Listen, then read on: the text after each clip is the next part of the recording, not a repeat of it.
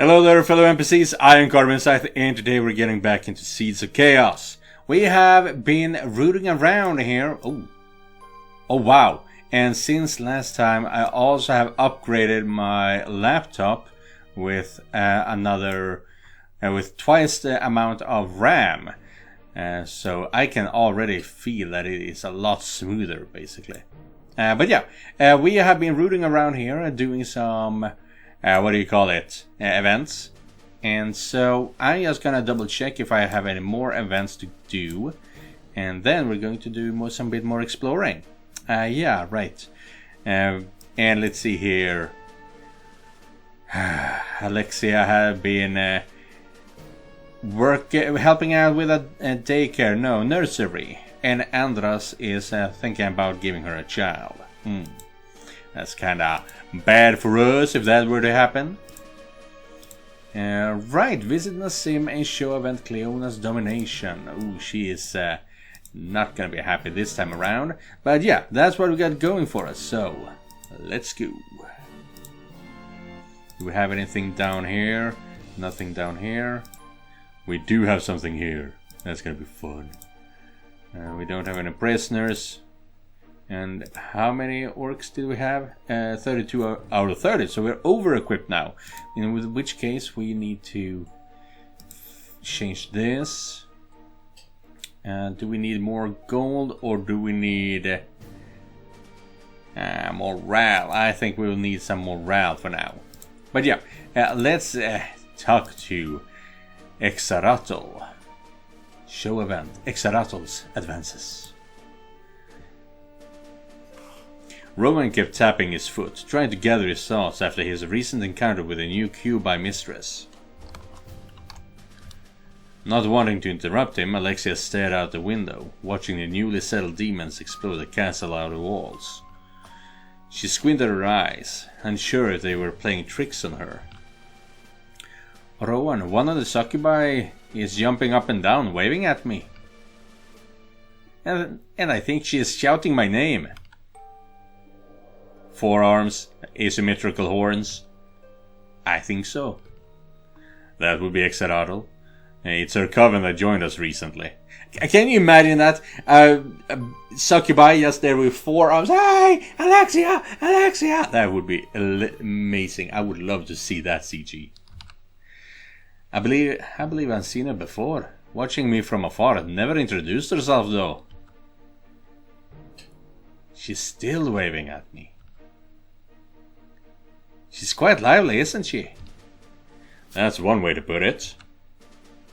And now she's walking to the front gates. I think she's planning to visit us.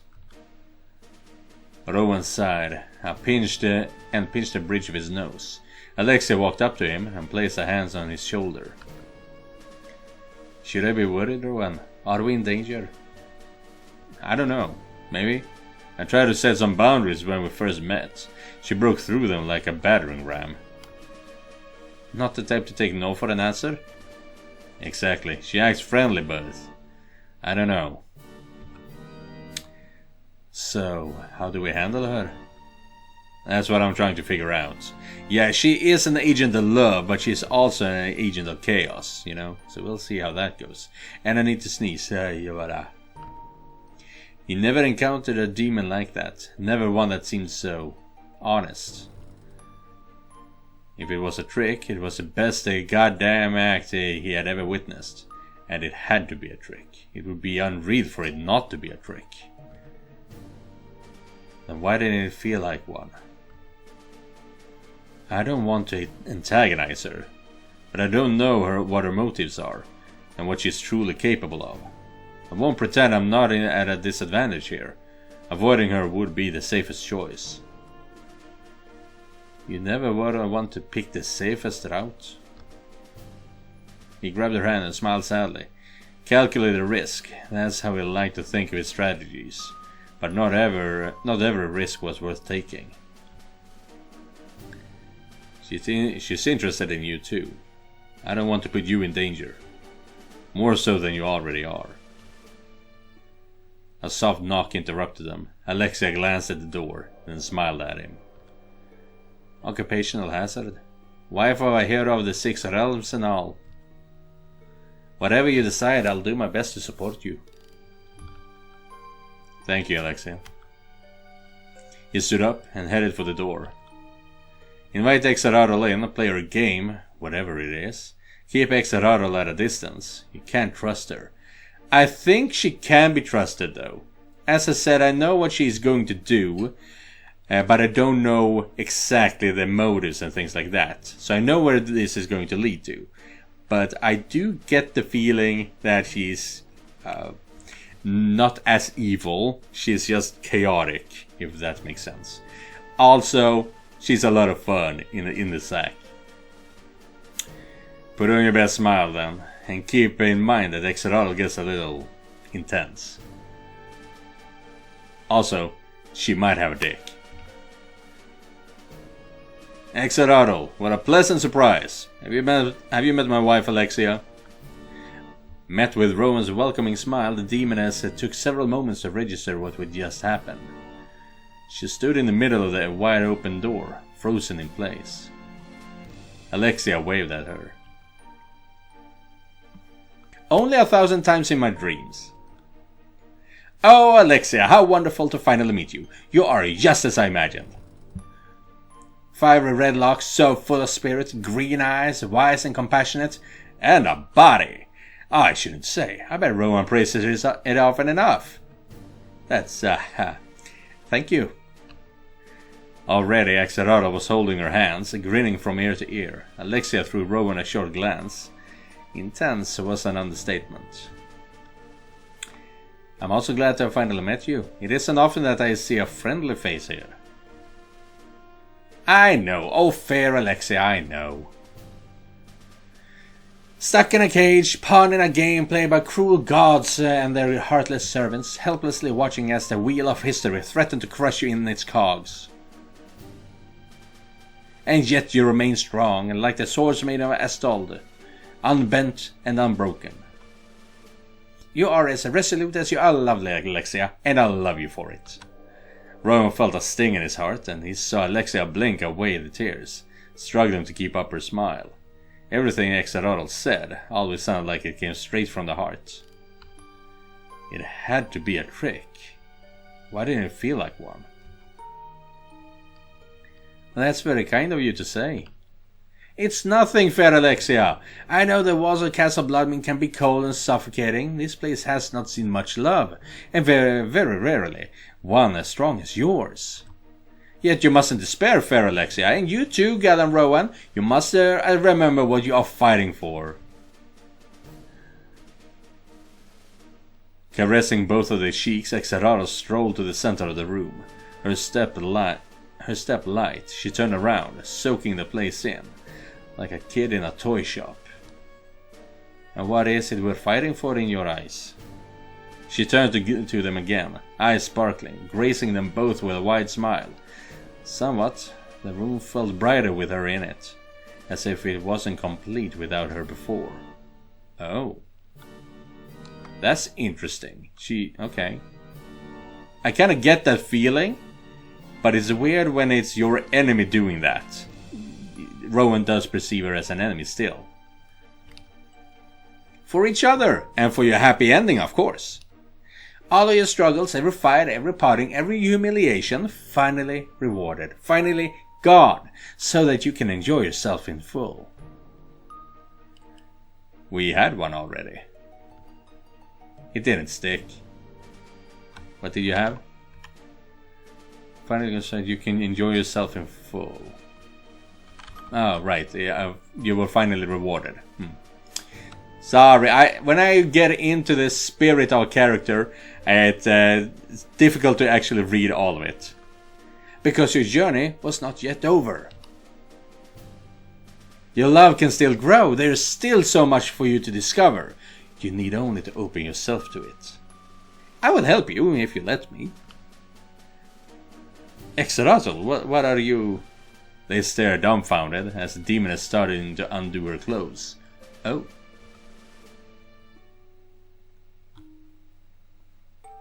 How is she going to help them understand just how much they can love each other? I do know that. So let's go.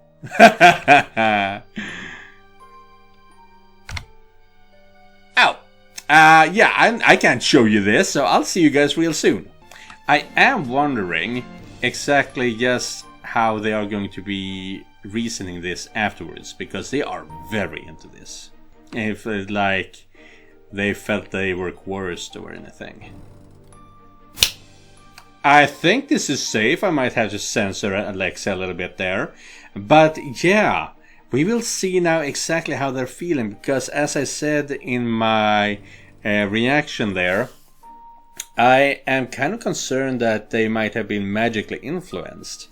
I thought they were actually into it when I was playing it earlier, but the way they were talking kind of gave me pause. It was like they weren't completely in control of the things that were happening. So we'll see how that ends up.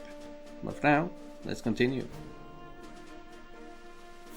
They woke in each other's arms some hours later, tucked into their bed, and cleaned and embraced. He kissed his wife on the head, and she stirred in his arms. And also, if you want to see that scene because it was some good art, you gotta go over to SpicyGaming.net and see for yourself. But that's in a week's time. So, but yeah, let's continue. That was... wow! Yeah. Remind me. Why were we reluctant to meet her? That made him stop. This wasn't how this was supposed to end. They were supposed to keep things professional. And before either of them noticed, they were halfway through a threesome. Exactly. You seem worried. Did you feel controlled in any way? No, I don't think so. Maybe a little lightheaded, but not controlled. You? He shook his head. He knew magic like that, and he'd never managed to hold him. Not for long. Even a mage like Cleona had no success. And yet, do you feel like we shouldn't be this open about welcoming Exararl into our bedroom? Maybe not. Or maybe we're just this start for someone who doesn't seem to have an agenda. Maybe. There's still much we don't know about her. Let's keep an eye out, and our guard up, alright? Just in case. So that every encounter with Exararl doesn't end like this. Oh no, that would be horrible. He heard a giggle and grunted in mock annoyance. It really would be horrible. Yeah, exactly. And let's see here, nothing now new, but we have a 2 out of 5 cubites. That's fun. Also, how much money do we have? We have 182 in treasury.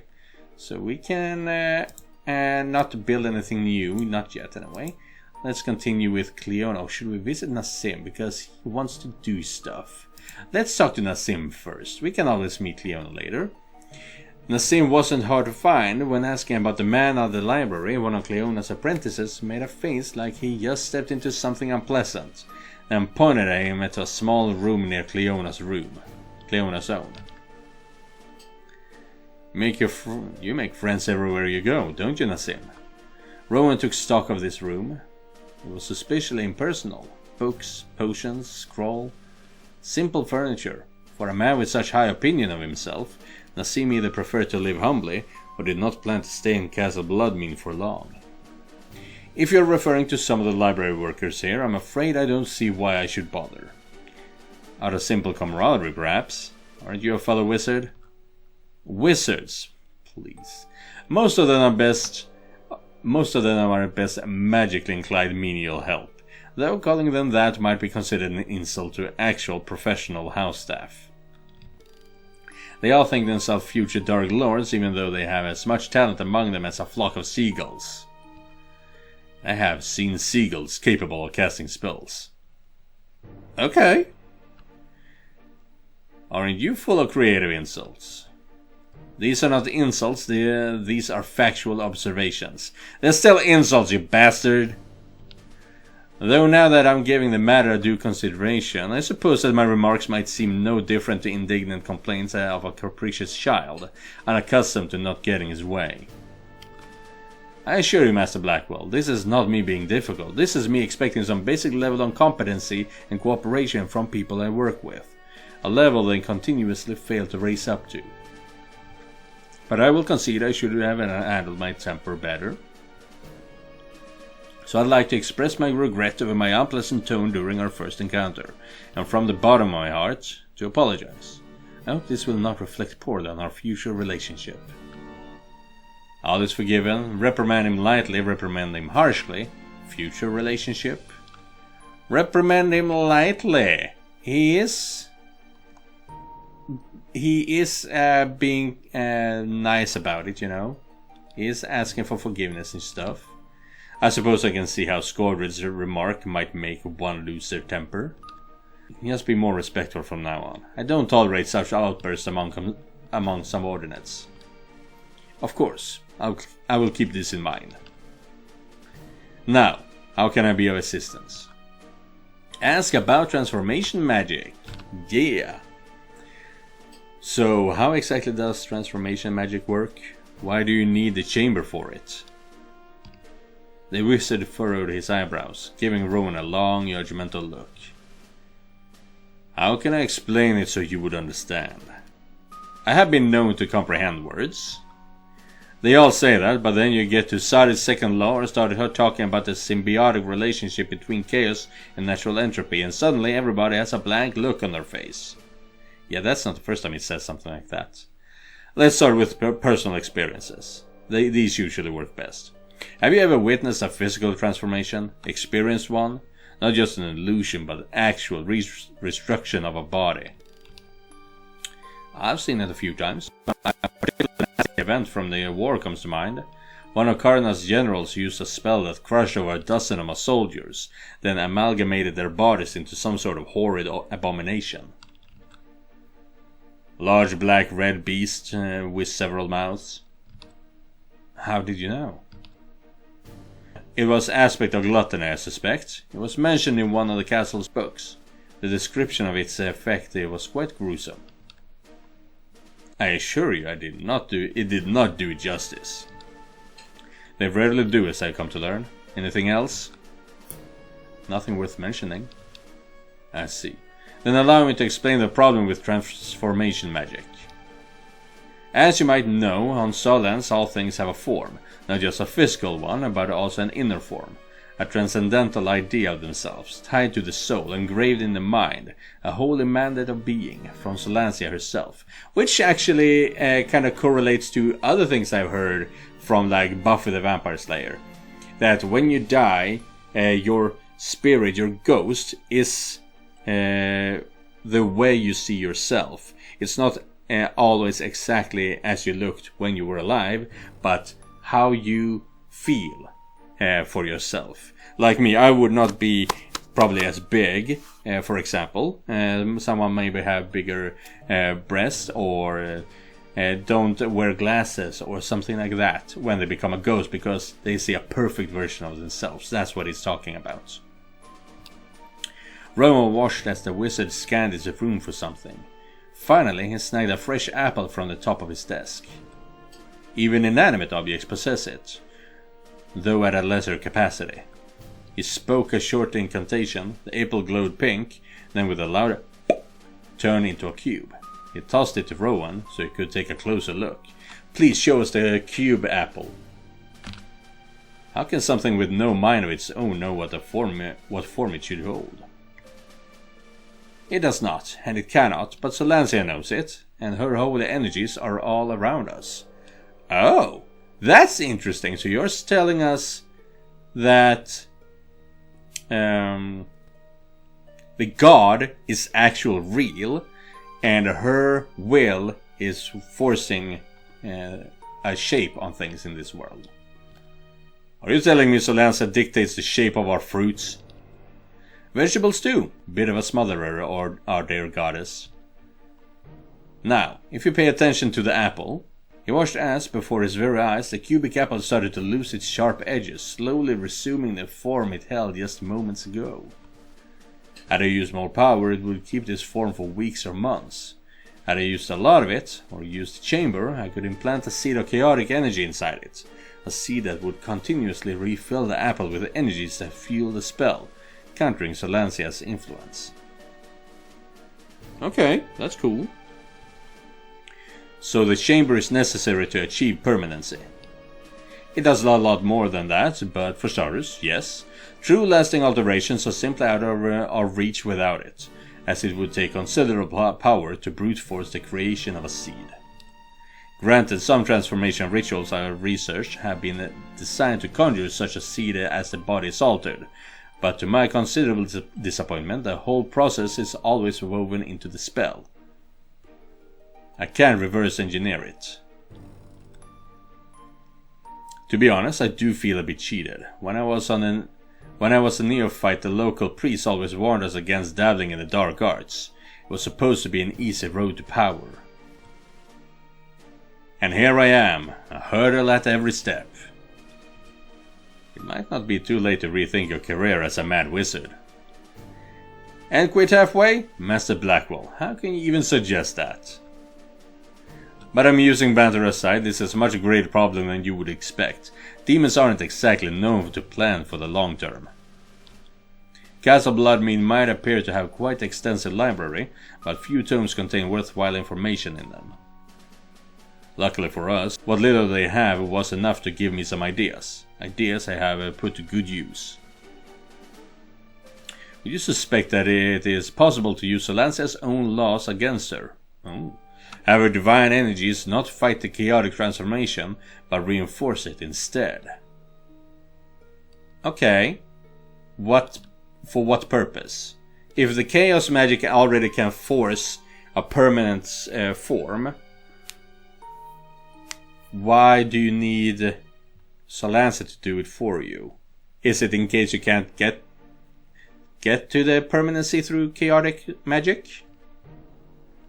I'm not sure I follow. Don't worry, I'll dumb it down for you. Hey, it all ties to the image of self I talked about earlier, the one that is supposed to be in accord with our bodies. Consider this, Rowan. You wake up every day, look into the mirror and see the face that is not your own. This happens once, you suspect foul play. This happens again, you still think it's trickery. But as it continues to repeat, day by day, every day, sooner or later a seed of doubt will sprout within you. A rogue thought telling you, maybe this is who I am now. Maybe this is how I always have been. That would never happen to me. Likely not, but most people lack your iron will, Master Rowan. Prolonged transformation, repeated daily, on a subject with low mental defenses, and a few months later, you start to see results. You start to see their image of self perverted, transformed into the one you crafted for them. It sounds like you tried it already. Oh yes, yes I did. But while the whole experiment was both exhilarating and quite illuminating, it took several months, and required quite the magical investment on my part. It provided me with knowledge on how to proceed, but not the means. Which is why... Yes, which is why you need the chamber. You know the saying, if you have an important point to make, don't try to be subtle about it. Regardless, I believe this covers the important bits. I could keep explaining the many particularities of transforming each body part, but that information would be of little use to you. Anything else I might do for you, Master Rowan? Further questions, perhaps? His early work, how much can we do here? That's so much! Discussing the basics, you mentioned running repeated transformations on someone. What's the full story behind that? For a brief moment, Nassim's expression grew tense, and brought the topic himself earlier, and seemed quite excited to breach it.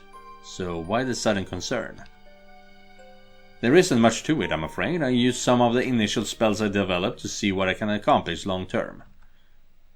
But it's hardly representative of what the chamber is capable of, so I won't bother you with the details.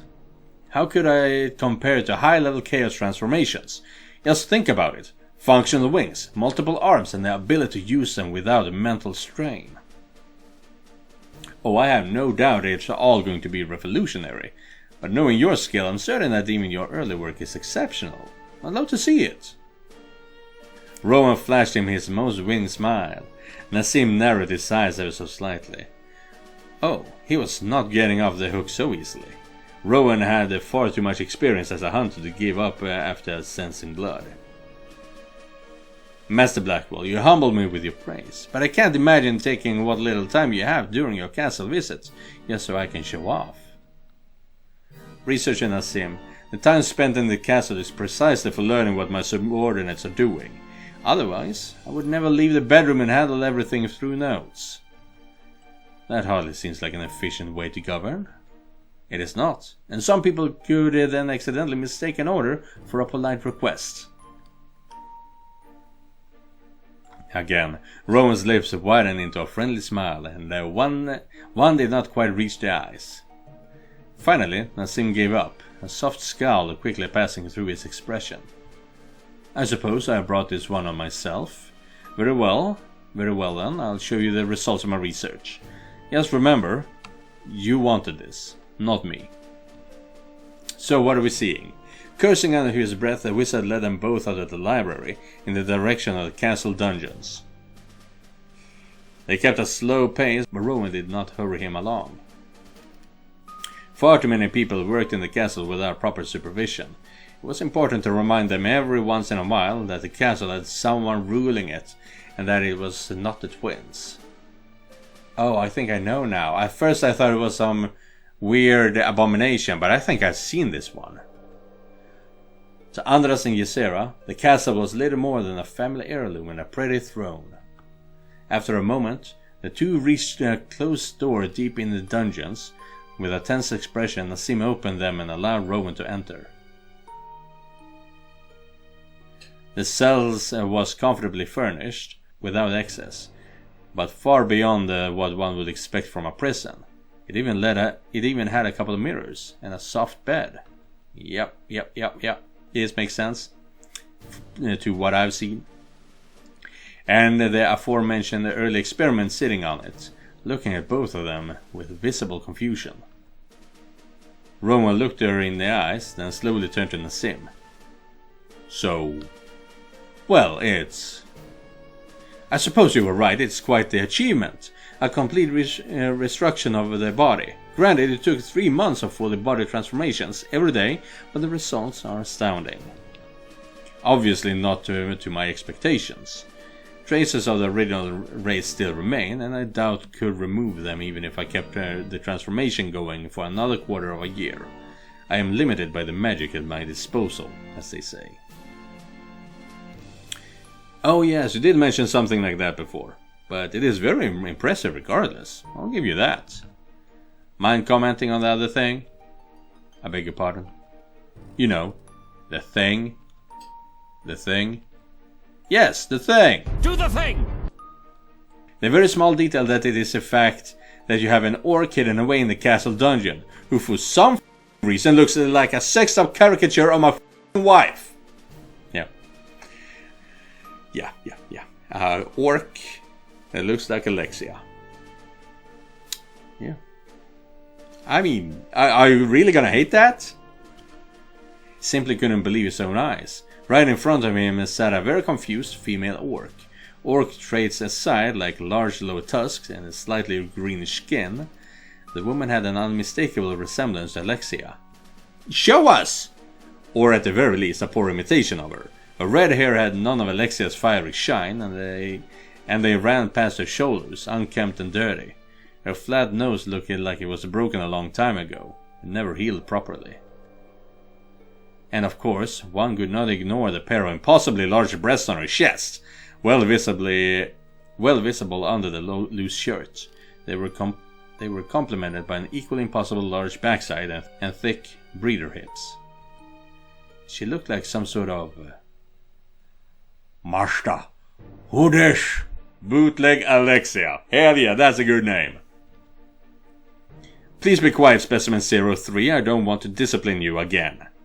The orcus moved her mouth silently a few times, then obediently shut up. So Rowan slowly rubbed the base of his nose and took a deep breath to calm down. Why? Just why? Nassim didn't answer immediately, for the first time not having a sharp riposte at his disposal.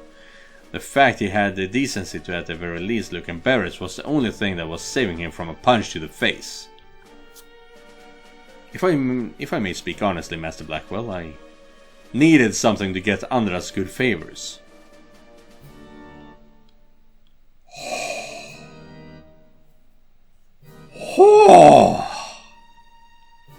Now that's evil.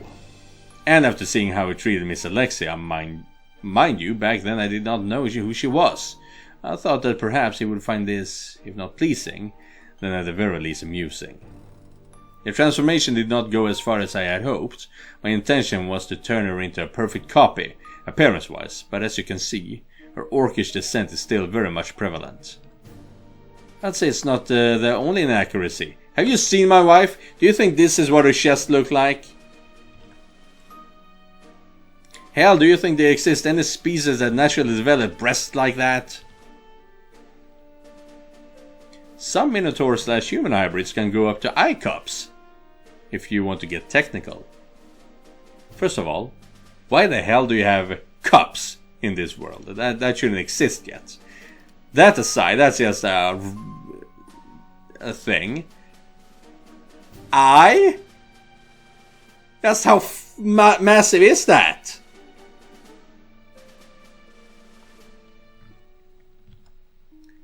Smacking him over the head. Restrain yourself.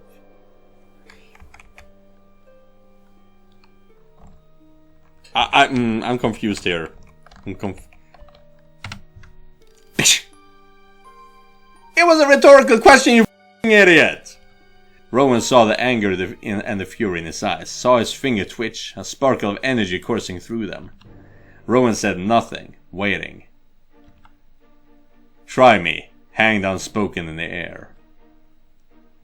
Finally the wizard relented, very slowly relaxing his posture and fingers. He lowered his head and picked his next few words very carefully. Of course, my apologies, Mr. Blackwell. Now, back to the matter at hand.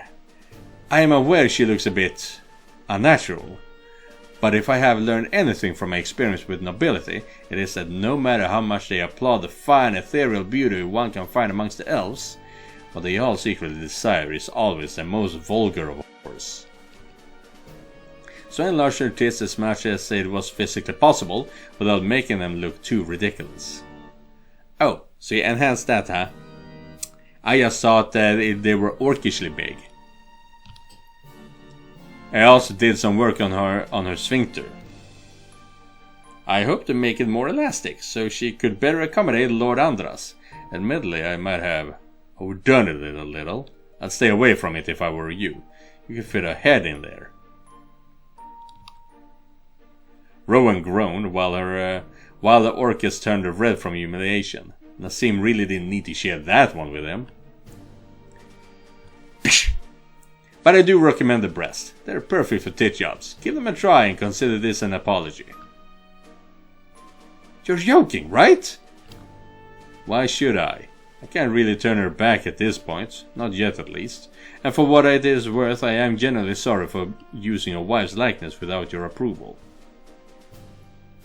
So as a sign of my apology, I do invite you to sample the end product of my effort. You will not be disappointed. End product? Do you even hear yourself? I know we're all accustomed to thinking of orcs nothing more than savages, but they're not cattle. Do you object? Yes, this is inhumane. Ask him if he's really okay with this. Yeah, he is just a machine. How can I not object to Nassim? This is insane, even by Castle Bloodmean standards. What had this woman done to you to justify turning her into this? She did try to me. What? My second week here, she and a bunch of orcs that thought they could bully Cleona's students. She had the bad luck of picking me, so I thought to myself, she wanted to turn me into a sex toy for her own amusement. It's only fair to do the same in return. No? This is still going too far, so he got himself a test subject. How convenient. She had it coming.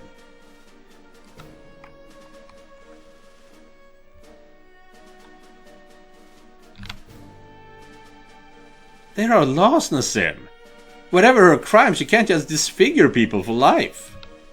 In most countries it would have been in my right to kill her on the spot for such transgressions. Not that any of them apply here, since the will of the strong. Regardless, she is lucky to be alive, and she knows it. No, here's the thing though, there are some things that are worse than death. And being turned into a sex slave is most definitely one of them.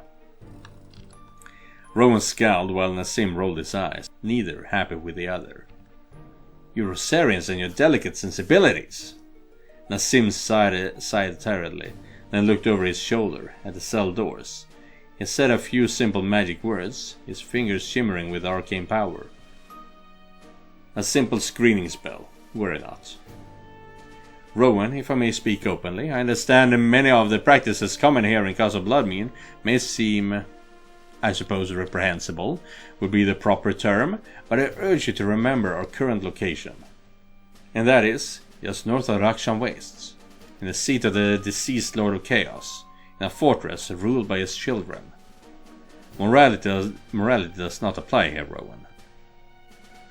That's up to us to decide. No, it's up to our masters, the twins. Make no mistake, Rowan, I don't like you, but we share a common background, and I have nothing to gain by sabotaging your efforts, so heed my advice when I tell you this. Pick your battles, and learn to be ruthless. Nassim nodded at the Orcus. This woman, she's a slave and a criminal. You do well to show her no compassion, and consider this practice. Practice? Yes, practice. You are the hero of Rosaria, but you do not believe Ysera recruited you for your finer qualities. Kindness is rarely sought after in a statesman, and sooner or later she will seek to root it out of you.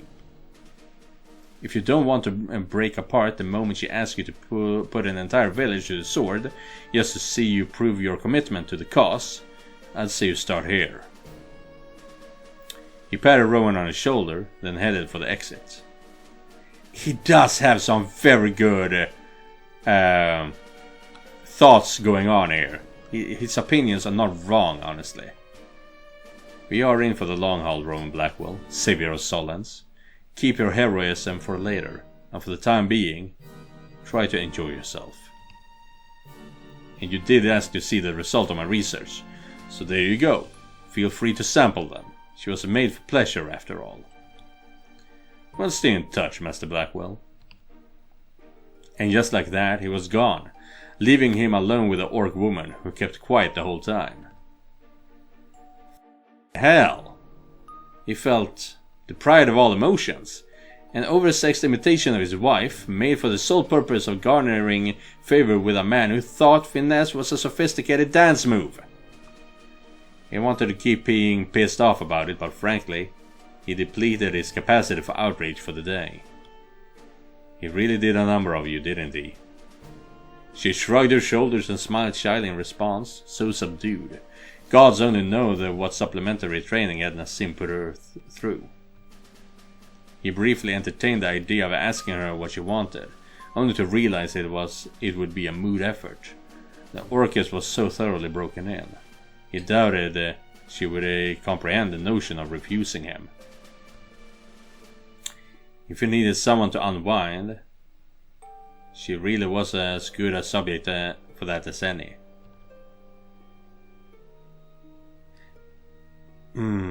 Take another look at her. What does that mean? Because here's the thing. I don't want to make a bad choice, but once I made a choice, I can't go back and change it. That's unfortunate with this game, actually. So I'm gonna make a save here and just double check what this means. Twice the obscene eroticism, but none of Alexia's glow. Where Alexia's eyes shrined brightly, the orcs looked dull and unfocused. Alexia was full of life. This Orcus here reminded him of the washed-up in Rastadel. And she carried Alexia's face. Goodness gracious. Great balls fire! I don't know if I can look at you. The words left his mouth before he could stop himself, but the Orcus did not seem to mind. I don't really like it myself, Master. too soft looking. And is there anything you like about your new form? The tits? She admitted with some embarrassment, fidgeting under his gaze. Even such simple movements made the mound under her shirt shake obscenely.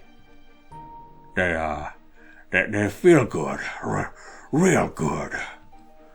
For all of Alexia's beauty and grace that was implanted into her by Nassim, it was the tits she liked most. It was almost upsetting. Order her to remove her shirt. Get out of there, this is too weird.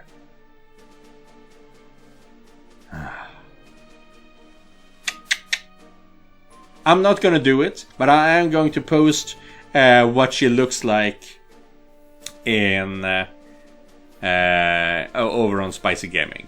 I will post it there and on Twitter, I guess, and Blue Sky, so you can see what she looks like over there.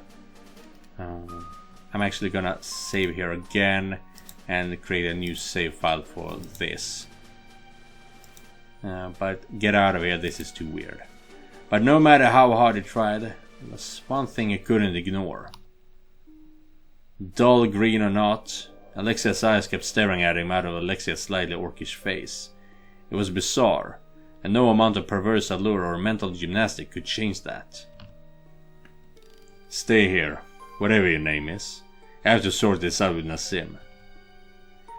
Sometime soon, preferably. And this will also be interesting to see, because I did say in a previous episode that I think they will reward you regardless if you do good or bad things, if you deny them or not. So they will try and reward you regardless. Now that I have denied myself bootleg Alexia, will I be rewarded? It's a good thing to see here. But yeah, that will be it for today's episode. We didn't actually get to see her. That's unfortunate, because she does look fine though. Yeah, if I remember correctly. I could be remember incorrectly on that one. But yeah, anyway, we got to do a lot of kinky shit today. Yes. And I didn't even get to do it all, because we still have a Cleona over here that we will do in tomorrow's video. So yeah. Thank you guys for watching, and thank you Joseph for donating directly to my Ko-fi page. If you guys want to help me out, you can do so by clicking the link down in the description. I'll see you guys in the next one, and remember, just because you're not the main character, it does not mean you're not important. Goodbye everyone.